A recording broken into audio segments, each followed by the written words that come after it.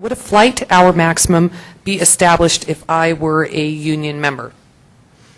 Oh, can I answer that? Yes, welcome, Celeste. I get this every trip. The short answer would be no.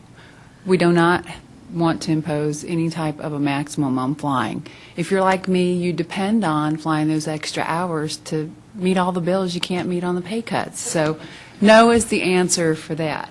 And it also kind of goes into the over 8-hour turns. A lot of the senior people have been told by members of the EIG and things like that that the Association of Flight Attendants would like to do away with over 8-hour turns. Well, that's just simply not true.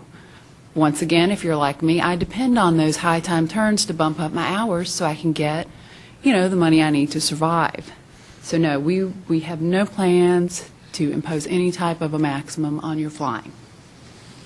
And if I could, Vita, that question always strikes me as sort of fundamentally misunderstanding how this process works. It was stated earlier, but it's worth repeating.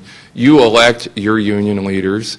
They select a negotiating committee made up of flight attendants from Delta Airlines, and they go to the bargaining table along with a professional negotiator from AFA and with resources like our attorneys and economic analysts and so forth.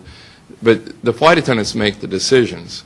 I've been at AFA almost 22 years, involved in negotiations almost every day, and I've yet to tell any group, this is what you need to do, this is an item that you need to negotiate. They tell me. I bring expertise, and my staff brings expertise on how to negotiate and what the law dictates and all of those things.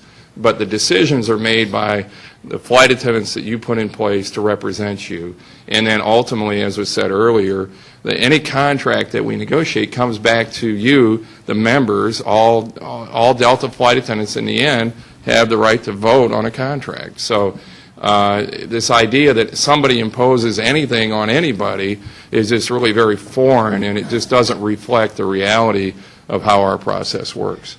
And I'd like to add that joining AFA is about opportunity. It's not about restriction. Joining AFA gives us the opportunity to work with our colleagues in this profession to better our careers, not to place restrictions on individual airlines.